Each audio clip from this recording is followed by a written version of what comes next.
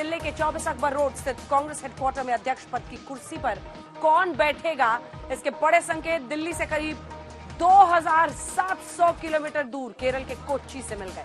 आज राहुल गांधी की प्रेस वार्ता से कांग्रेस अध्यक्ष पद के चुनाव को लेकर कई तरह के सवाल के जवाब मिल गए। मतलब ये कि अध्यक्ष पद की रेस में गांधी परिवार है या नहीं, तस्वीर साफ हो गई। भारत जोड़ो यात्रा के दौरान राहुल गांधी ने 27 मिनट में कांग्रेस का फ्यूचर प्लान समझा दिया।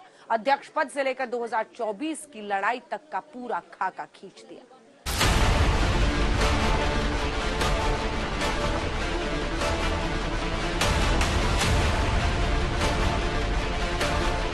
भारत जोड़ो यात्रा की अगुवाई कर रहे राहुल गांधी आज केरल के कोच्चि में मीडिया से मुखातिब हुए।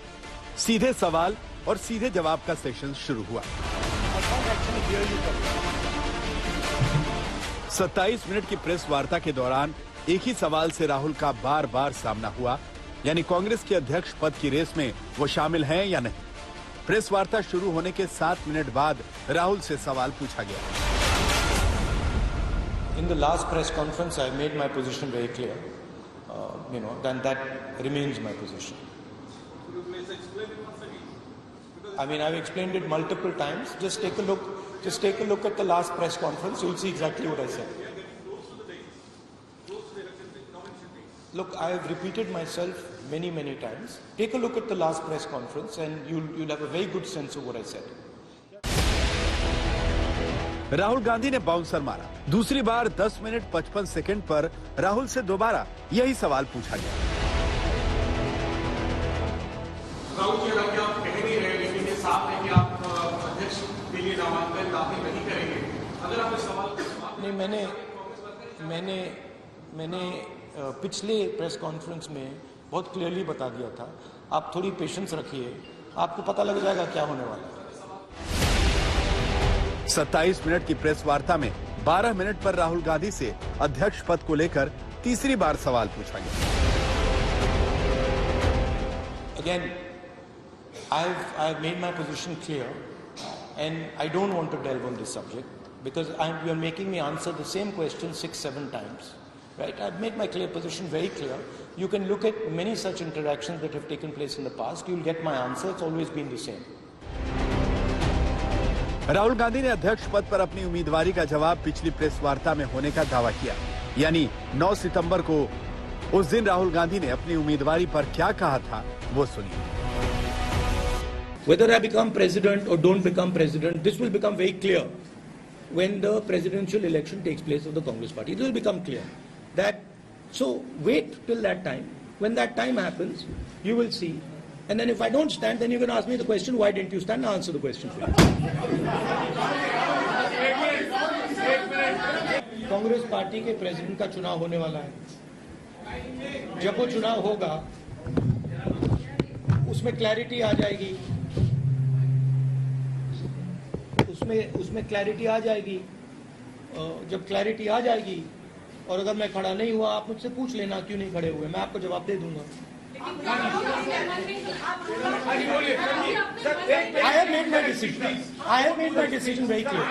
I said that the president's election will take place. I said the president's election will take place, and your questions will be answered. And you said that I have not decided.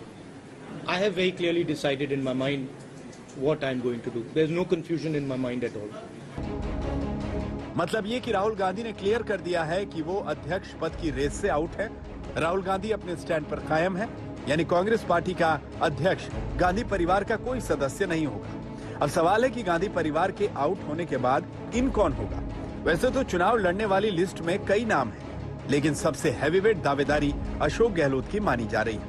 क्या राहुल के out होने के बाद अब गहलोत का इन होने का chance सबसे ज्यादा है? अगर ऐसा होता है तो क्या अशोक गहलोत को सर्वसम्मति से ही चुन लिया जाएगा, या फिर अध्यक्ष पद के लिए बड़ी फाइट होगी कांग्रेस के दिग्गज नेताओं के बीच? अब गहलोत की प्रबल दावेदारी की 3 तस्वीरों को समझिए। बुधवार को दिल्ली में सोनिया गांधी ने मुख्यमंत्री अशोक गहलोत से मुलाकात की। दिल्ली से मुलाकात के बाद आज भारत जोड़ो यात्रा में हिस्सा लेने अशोक गहलोत कोच्चि पहुंच गए, जहां राहुल गांधी ने गहलोत के नाम को लेकर पार्टी के अंदर और बाहर चल रही चर्चा को विराम दे दिया। one piece of advice that you are taking on a position. It's a historic position, and it's a position that defines and has defined a particular view of India. The Congress president is not just an organizational post. The Congress president is a ideological post.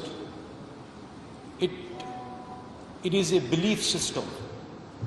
So my advice would be that whoever becomes Congress president should remember that he represents a set of ideas.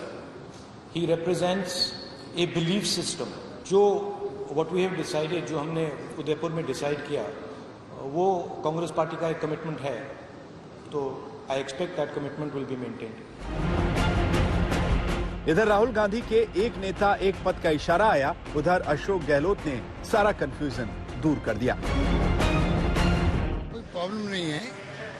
Congress president जो होता है, बनता है, वो justify भी कर पाता है. अगर वो पूरे मुल्क में उसको काम करना है तो 2 पोस्ट पे काम हो नहीं सकता है. तो इसमें कोई बार नहीं है, क्योंकि अभी मीडिया में आ रहा है, उसके अंदर ये इलेक्टेड पोस्ट है, कोई भी खड़ा हो सकता है. अशोक गहलोत को सबसे हैवीवेट दावेदार माना जा रहा है. इससे हम आपको 5 पॉइंट्स भी जरा बताते हैं. पहला पॉइंट, अशोक गहलोत को संगठन और सरकार दोनों चलाने का अनुभव है. दूसरा पॉइंट जो उनके पक्ष में जाता है, गहलोत ऐसे नेता हैं जो गांधी परिवार की 3 पीढ़ियों के साथ काम करते आ रहे हैं. तीसरा पॉइंट, 3 प्रधानमंत्रियों के साथ काम किया, इंदिरा गांधी, राजीव गांधी, पीवी नरसिम्हा राव. चौथा पॉइंट जो उनके हक में जाता है, कांग्रेस नेताओं की पुरानी और नई दोनों पीढ़ियों में एक अच्छी पैठ है उनकी सबके साथ. 5वां पॉइंट, कांग्रेस की चुनावी मशीनरी के रणनीतिकार हैं. अब सवाल है, राजनीति के जादूगर के नाम से मशहूर गहलोत क्या खुद को सर्वसम्मति से अध्यक्ष पद के लिए सभी को मना पाएंगे? उत्तर भारत से आने वाले अशोक गहलोत इस वक्त दक्षिण भारत में. वजह है कांग्रेस अध्यक्ष पद की उम्मीदवारी को लेकर राहुल गांधी से मुलाकात. वहीं दक्षिण भारत से आने वाले शशि थरूर दिल्ली में अपनी उम्मीदवारी को लेकर फील्डिंग करने में जुटे हैं. गहलोत पहले सोनिया गांधी फिर राहुल गांधी से मिले, तो वहीं शशि थरूर पहले सोनिया गांधी फिर केंद्रीय चुनाव प्राधिकरण के अध्यक्ष मधुसूदन मिस्त्री से मिले. मतलब ये कि अध्यक्ष पद की रेस में सांसद शशि थरूर और राजस्थान के मुख्यमंत्री अशोक गहलोत का नाम फाइनल है. हालांकि खबर ऐसी भी है कि गांधी परिवार के रेस से बाहर होने के बाद मनीष तिवारी और दिग्विजय सिंह भी चुनाव में ताल ठोक सकते हैं, अपनी किस्मत आजमा सकते हैं. क्या मैं एक दावेदार से बात कर रहा हूँ? मैंने आपको कह दिया ना, मैं तो इसको कह चुका हूँ कि 30 तारीख का इंतजार करिए. अच्छा, दो नाम सामने आए हैं, अशोक गहलोत साहब का, थरूर साहब का. उनको आप कैसे देखते हैं? अगर दोनों चुनाव पड़ते हैं? पूरा अधिकार है हर व्यक्ति को चुनाव लड़ने का. पीसीसी डेलीगेट अगर है तो उनको अधिकार है चुनाव लड़ने का. ऐसी भी खबर आ रही है कि मनीष तिवारी जी भी चुनाव लड़ सकते हैं. ठीक है, लड़े. अच्छा, एक आखिरी सवाल, अगर नॉन गांधी अध्यक्ष बनता है तो गांधी परिवार की फिर क्या भूमिका होगी सर? वही होती है और होगी जो आज तक रही है. जो आज तक रही है उसी भूमिका में वो रहेंगे. जी. वैसे कांग्रेस नेता गौरव वल्लभ के मुताबिक अगर चुनाव थरूर बनाम गहलोत के बीच हुआ तो परिणाम पहले से ही स्पष्ट है. सुनिए गौरव वल्लभ की भविष्यवाणी. 2 नाम चर्चा में जो आ रहे हैं उनमें एक है श्री अशोक गहलोत जी, जो 3 बार के मुख्यमंत्री, 3 बार के केंद्रीय मंत्री, 5 बार के सांसद, 5 बार के एमएलए, जमीन से जुड़े हुए व्यक्ति. आज भी वर्तमान राजनीति में मैं कहता हूं सिर्फ एक ही व्यक्ति है जो गांधीवादी विचारों से जो आगे बढ़ रहा है. ऐसा व्यक्ति जो कार्यकर्ताओं का नेता है. एक तरफ तो वो है, दूसरी तरफ श्री शशि थरूर जी है. मुझे तो उनका पिछले 8 साल में एक ही प्रमुख योगदान याद आता है कि जब कांग्रेस अध्यक्षा श्रीमती सोनिया गांधी जी अस्पताल में भर्ती थी, उस समय वो उनको चिट्ठियां लिख रहे थे और भेज रहे थे. उस चिट्ठी से लाखों कार्यकर्ताओं की तरह, करोड़ों कांग्रेस के कार्यकर्ताओं की तरह मुझे भी बड़ी पीड़ा पहुंची. तो चयन इन दोनों में बड़ा सरल और स्पष्ट है. इसमें कोई ज्यादा बड़ी चीज नहीं है. बहुत इजी चयन, सरल और स्पष्ट है. अब सवाल यह है कि क्या गहलोत को सर्वसम्मति से चुना जाएगा? क्या शशि थरूर या फिर दूसरे नेता गहलोत के नामांकन के बाद अपने पैर पीछे खींच देंगे? कांग्रेस अध्यक्ष पद के लिए चुनाव होगा या सर्वसम्मति से चुना जाएगा नया अध्यक्ष? इसे लेकर पार्टी में दो वर्जन मौजूद है।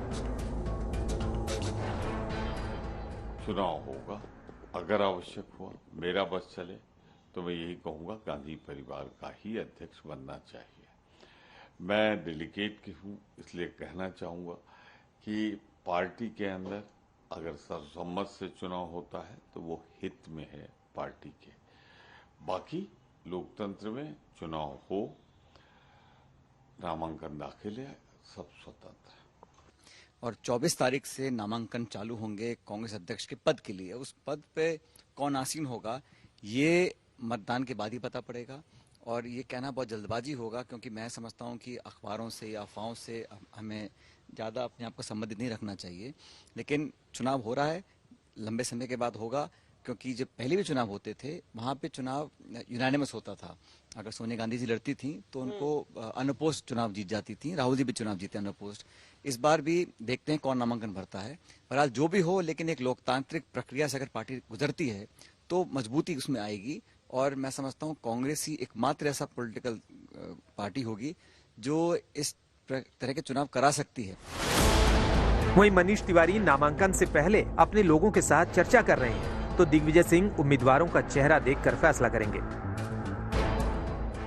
आपने ये कहा था ना कि अगर मैं उम्मीदवार से खुश नहीं हूँ और नॉन गांधी होता है तो मैं भी लड़ सकता हूँ। निश्चित तौर पे। अभी वो बयान बदल गया है? मैं कहाँ बदला? उसी पे आप जी, उस पे कायम है अभी? निश्चित तौर। तो आप 30 तारीख तक का इंतजार कर रहे हैं? जी हाँ। कांग्रेस पार्टी में अध्यक्ष पद की रेस को लेकर बीजेपी ने कटाक्ष किया तो सचिन पायलट ने पलटवार किया। एआईसीसी का मतलब ऑल इंडिया कांग्रेस कमेटी नहीं, ऑल इंडिया कंफ्यूज्ड कमेटी और ऑल इंडिया कॉमेडी क्लब बन चुका है। ये एक ऐसा इकलौता चुनाव है, दुनिया में ऐसा कोई चुनाव का उदाहरण नहीं होगा जहां पर चुनाव लड़ने से पहले प्रत्याशी परमिशन मांगने जाते हैं, जैसे कि एक प्राइवेट कंपनी में कोई भी कर्मचारी अपने मालिक की परमिशन मांगने जाता है, और फिर उसके बाद ये भी कहा जाता है कि अध्यक्ष चाहे कोई भी बने। चिदम्बरम जी और कांग्रेस के नेता जो अभी अलग अलग राज्यों में प्रस्ताव पारित कर रहे हैं राहुल गांधी के नाम का, वो ये भी संदेश दे रहे हैं कि अध्यक्ष चाहे कोई भी बने।